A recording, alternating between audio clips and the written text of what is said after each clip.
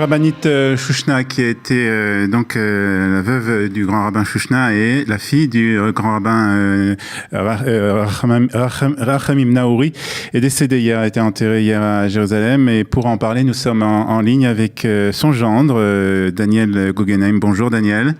Bonjour, oui. Alors bonjour. Nous vous connaissons puisque vous avez une rubrique économique chaque mercredi ici sur Studio Kalita, mais c'est pour parler d'un tout autre sujet que nous sommes en ligne ce matin. C'est pour parler du décès de cette grande dame, de cette figure, on va dire, du judaïsme français, et aussi de cette figure du judaïsme ici en Israël, la rabbinite Chouchna, qui était votre belle-mère.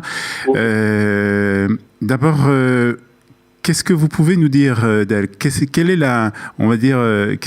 qu'est-ce que vous rappelez d'elle ? Quel est le souvenir le plus important que vous rappelez de votre belle-mère ? Oui, c'est une bonne question. Vous savez, dans le judaïsme, lorsque quelqu'un meurt, on regarde dans la paracha, dans la sidra de la semaine, qu'est-ce qui correspond à sa vie. Et vous savez qu'on parle dans la sidra qu'on va lire des habits du Kohen Gadol, du grand prêtre. Ouais.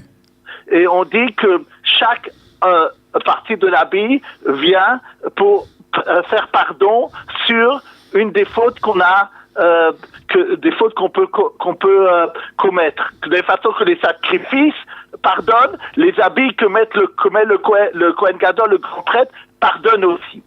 Et un des habits qu'il met s'appelle le Choshen HaMishpat, le pectoral. Oui. Et on dit que le pectoral, et ça vient pardonner lorsque, sur les injustices qui se font, sur le fait qu'on n'est pas honnête. Et je voudrais dire la première chose, la première qualité, la première chose qui était chez ma belle-mère, c'est l'honnêteté. C'est le fait d'une droiture qu'elle avait apprise de son père, comme vous avez dit, le grand Ben Naouri. C'était ça qu'elle voulait d'abord, qu'on se rappelle d'elle, d'être honnête et d'être droit dans la vie. Alors comment cela se traduisait, cette honnêteté, cette droiture? C'était en fait une façon de vivre au quotidien pour votre belle-mère? Au quotidien. C'était toujours dire la vérité, ne pas prendre un shekel en plus à personne, de vraiment extrêmement des choses jusqu'au bout de la chose, surtout l'honnêteté et les rapports sociaux avec les autres, de ne pas prendre et de ne pas dire une chose qui ne soit pas vraie. Par rapport aux autres. Alors, comme on l'a dit donc en ouverture, c'était donc la veuve du grand rabbin Chouchna, oui. C'était la fille du grand rabbin Naouri, c'était donc, oui. Elle a vécu en fait dans un judaïsme, on va dire d'abord sfarade, mais et aussi un judaïsme très important, puisque ce sont deux grandes figures du judaïsme sfarade. Tout à fait. Et je voudrais rappeler la chose suivante. Il y a un deuxième habit que le Kohen Gadol, que le grand prêtre mettait, c'est ce qu'on appelle le éphod, une sorte de gilet. Et ce gilet venait pour pardonner pour les problèmes de l'idolâtrie. Ça veut dire les rapports de croyance entre nous et Dieu. Et une des choses les plus importantes à dire, c'est la chose suivante, c'est qu'on ne sait pas, elle a eu une vie de souffrance énorme. Une vie très très dure, point de vue personnel et point de vue de tout ce qu'elle a dû affronter. Elle est, comme vous avez rappelé, elle est née en Algérie et quand elle a été jeune, elle a été, comme beaucoup des enfants de sa classe, chassée de l'école puisque l'Algérie a eu les problèmes avec les nazis. Et après, quand ils sont partis quand elle s'est mariée autour de 50 et qu'elle est partie, ils ont eu le premier poste à Lille.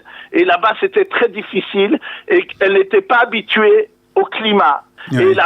Et le premier enfant qu'elle a eu, qu'elle a tellement aimé, qui s'appelait Dvorah, est morte un mois après.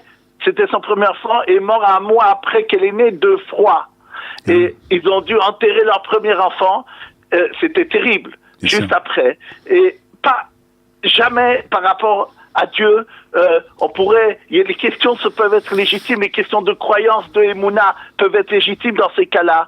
Dans toutes les souffrances qu'elle a eues dans sa vie, ça n'a jamais, ni elle, ni son mari, ni son père, n'ont eu un problème d'émouna par rapport à Dieu et ils ont toujours demandé à leurs enfants de se rappeler toujours qui est Dieu. Et c'est ça, et on peut dire qu'elle a symbolisé par ça le éphod.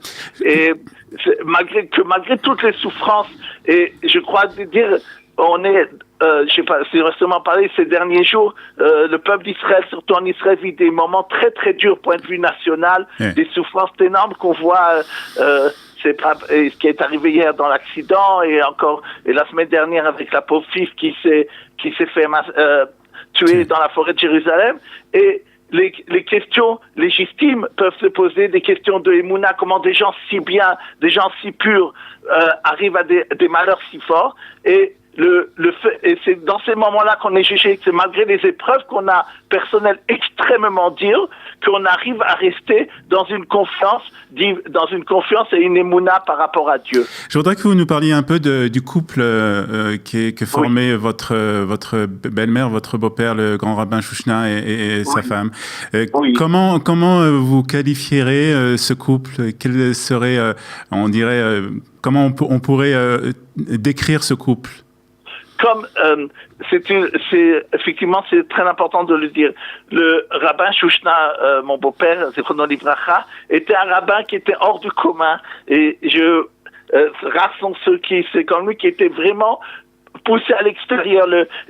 Comment dire, on pourrait dire que la Reshut Rabbim, la rue était chez lui. Il invitait tout le monde et lorsqu'il allait faire des circoncisions, il apportait. C'est lui qui ne se faisait pas payer. Il apportait à des gens pauvres de quoi donner aux nourrissons. Et tout ça, c'est évident que ça posait des problèmes financiers pour la famille et elle avait assumé, elle avait travaillé tout ça et elle a assuré l'éducation aussi de ses enfants puisque son mari était vraiment, étant un rabbin hors du commun, elle a essayé de pouvoir de pallier par rapport à toute sa famille, à tout ce manque que ça pouvait donner. Ils étaient en une symbiose extraordinaire. Oui.